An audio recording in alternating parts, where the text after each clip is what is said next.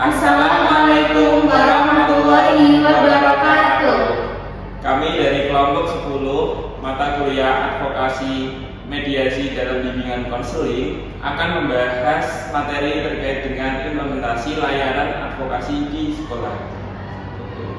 Baik, sebelumnya kami di sini akan memperkenalkan terlebih dahulu anggota dari kelompok kami. Saya sendiri Ahmad Aris Trijunianto dengan NIM akhir 54 dan rekan saya Dwi Yulisti Agustin dengan NIM akhir 128. Saya Ulinul Maknun dengan NIM akhir 27. Baik, yang pertama di sini materinya adalah konselor sebagai advokasi. Dalam pengertian umumnya sendiri, advokat adalah sebuah jasa untuk pengadilan atau sebuah pembelaan. Nah, dalam layanan advokasi dalam bimbingan konseling itu sendiri, ini adalah suatu upaya konselor untuk membela hak-hak konseling yang tercederai seperti perlakuan kekerasan, diskriminatif maupun bullying yang sudah di tahap sangat parah. Nah, di sini peraturan itu dituliskan pada peraturan perundang-undangan, yaitu pada Permendikbud nomor 111 tahun 2014, di mana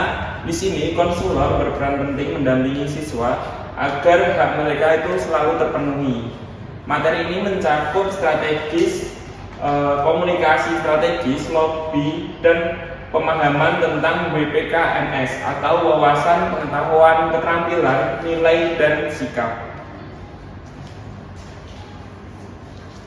Pada kasus yang terjadi di sini, saya mengambil salah satu kasus yang ada pada SMP di salah satu SMP di daerah Semarang, di mana di sini ada siswa yang mengalami bullying fisik di sekolahnya gitu.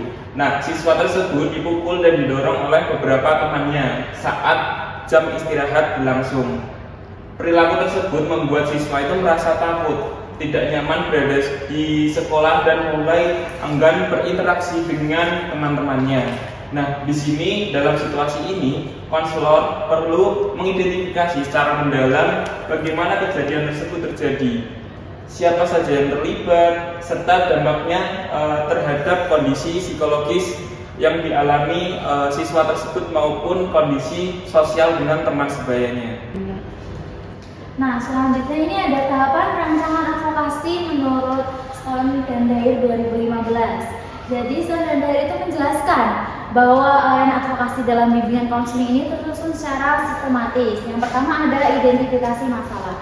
Nah, identifikasi masalah ini sebagai guru BK kita harus mampu mengidentifikasi masalah agar masalah itu benar-benar terjadi atau tidak. Nah, dari guru BK itu harus menentukan skala prioritas agar apa? Agar mengetahui terkait dengan akar permasalahannya. Nah, dalam kes tadi terkait dengan bullying, guru BK ini harus mampu mengetahui bagaimana kejadiannya, kapan kejadiannya, dan bahkan siswa korban atau semua orang yang ada dalam kejadian tersebut. Nah, selanjutnya ini ada mengumpulkan informasi tambahan. Nah, jadi guru BK ini harus mampu mengetahui informasi tambahan. Gunanya untuk apa? Untuk memperkuat pemahaman terkait dengan kasus permasalahan yang terjadi. Nah, dalam kasus bullying ini, guru BK itu harus mampu mengetahui apakah permasalahan ini itu valid dan objektif atau tidak. Nah, bagaimana cara mengetahui dalam kasus bullying ini? Nanti guru BK akan mengetahui terkait dengan mengetahui informasi dari siswanya, entah itu dari lingkungannya, guru, wali kelas, dan lain-lain yang terlibat. Nah, selanjutnya ada mengidentifikasi stakeholder yang terlibat.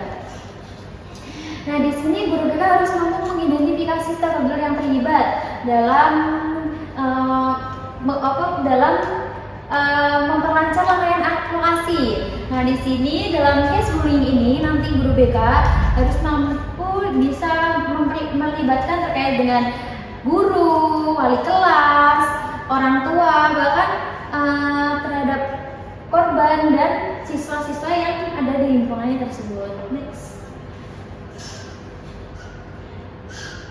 Nah, selanjutnya ini adalah meneliti sejarah advokasi pada masalah tersebut. Jadi di sini guru BK itu harus meneliti atau mencari referensi terkait dengan kasus advokasi apakah itu sudah terjadi dan bagaimana penanganannya, dan itu harus mengetahui terkait mungkin masalah-masalah yang terjadi sebelumnya. Nah, dalam diskusi ini guru BK itu harus mengetahui apakah kasus bullying ini tuh udah pernah terjadi atau belum dalam sekolah ini. Terus apakah udah pernah dengan penanganannya atau belum. Nah, selanjutnya ada mengidentifikasi hambatan dan situasi lingkungan. Nah, di sini pastinya kalau setiap ada permasalahan ini tidak jauh dengan adanya hambatan dan situasi lingkungan yaitu mendukung atau tidak. Nah, dari mengidentifikasi hambatan dan situasi lingkungan ini, konselor itu mampu mengetahui dan mampu melanjutkan langkah yang akan dilakukan. Selanjutnya ada mengembangkan rencana tindakan. Nah, setelah tadi mengidentifikasi hambatan dan situasi lingkungan, kita sebagai konselor harus bisa mengembangkan rencana tindakan dengan apa? Dengan seperti yang tadi case bullying. Yang pertama bisa dengan melakukan sesi konseling terhadap konseling atau korban, terus juga bisa melakukan dukungan terhadap siswa korban, dan mungkin bisa juga karena di eksternalnya juga bisa melakukan bimbingan terhadap siswa kelas.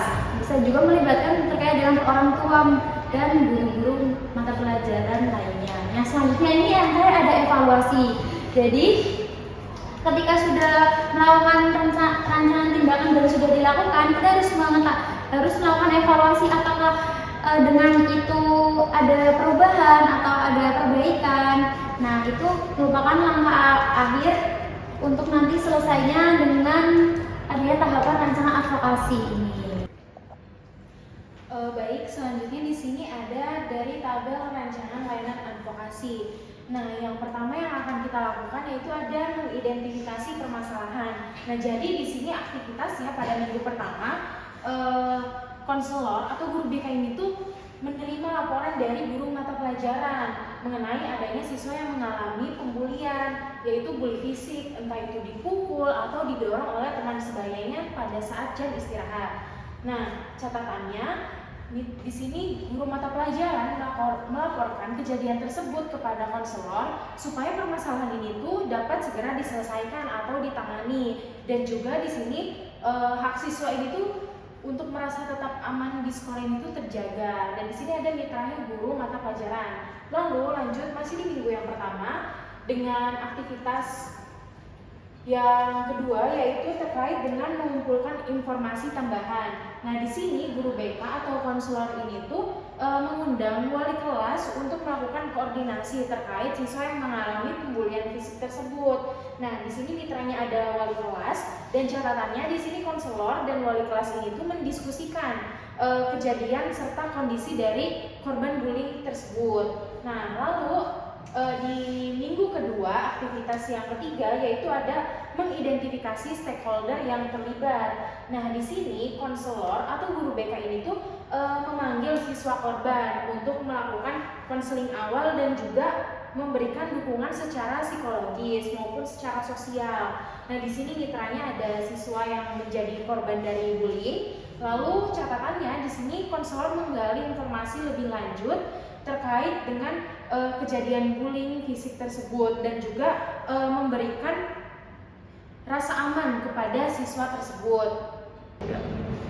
Nah, untuk kesimpulannya sendiri pada materi kita pada presentasi kali ini adalah layanan advokasi dalam bimbingan konseling merupakan upaya konselor untuk membantu dan memperjuangkan hak siswa agar mendapatkan lingkungan belajar yang nyaman, aman, dan adil. Nah, berdasarkan tahapan yang dikemukakan oleh Caroline Stone dan Chris Hedge-Dahir pada tahun 2015, itu proses advokasi dilakukan secara sistematis mulai dari identifikasi masalah, pengumpulan informasi, mengidentifikasi pihak-pihak yang terlibat, meneliti sejarah advokasi, mengidentifikasi hambatan, menyusun rencana tindakan, hingga melakukan evaluasi.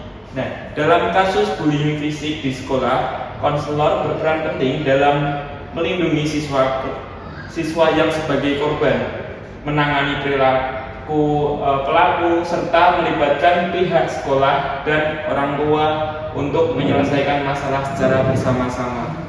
Dengan adanya layanan advokasi yang tepat, diharapkan lingkungan sekolah dapat menjadi tempat yang lebih aman, kondusif, dan mendukung perkembangan siswa secara optimal.